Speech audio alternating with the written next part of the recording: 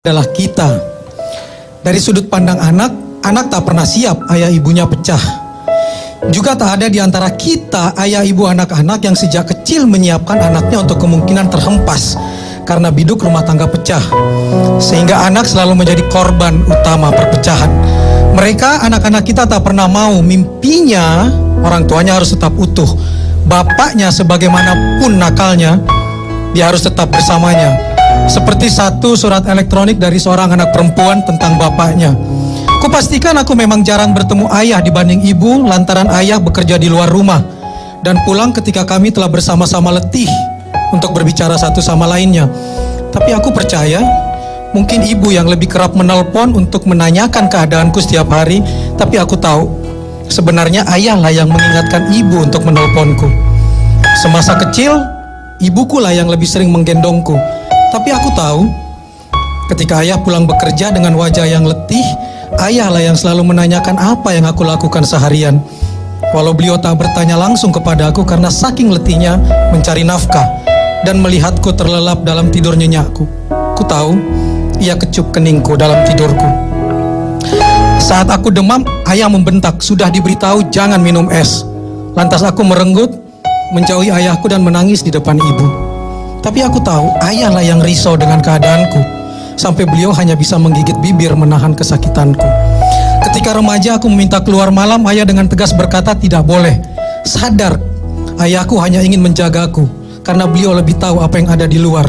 Karena bagi ayah, aku adalah sesuatu yang sangat berharga. Saat aku sudah dipercaya olehnya, ayah pun melonggarkan peraturannya.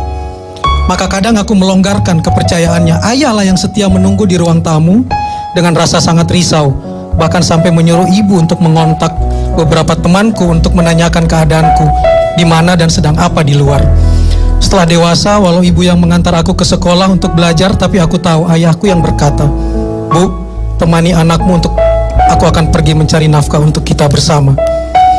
Di saat aku merengek memerlukan ini itu untuk keperluan kuliahku, ayah hanya mengerutkan dahi tanpa menolak. Beliau memenuhinya dan cuma berpikir, kemana aku harus mencari uang tambahan, padahal gajiku pas-pasan dan tak ada tempat lagi untuk meminjam. Saat aku berjaya, ayah adalah orang pertama yang berdiri dan bertepuk tangan untukku. Ayahlah yang mengabari sanak saudara anakku sekarang sudah sukses. Dalam sujudnya, ayah juga tidak kalah dengan doa ibu. Cuma bedanya, ayah simpan doa itu di dalam hatinya. Sampai ketika aku menemukan jodohku, ayahku sangat berhati-hati mengizinkannya. Dan akhirnya saat ayah duduk melihatku di atas pelaminan bersama pasanganku, ayah pun tersenyum bahagia. Lantas aku menengok. Ayah sempat pergi ke belakang dan menangis. Ayah menangis karena sangat bahagia dan beliau pun berdoa, "Ya Tuhan, tugasku telah selesai dengan baik. Bahagiakanlah putra-putri kecilku yang manis bersama pasangannya." Kuakhiri tulisanku ini dengan sebuah bait lagu. Untuk ayah tercinta, aku ingin bernyanyi. Dengan air mata di pipiku, ayah, dengarkanlah, aku ingin berjumpa, walau hanya dalam mimpi. How I love to dance with my father and my mother again.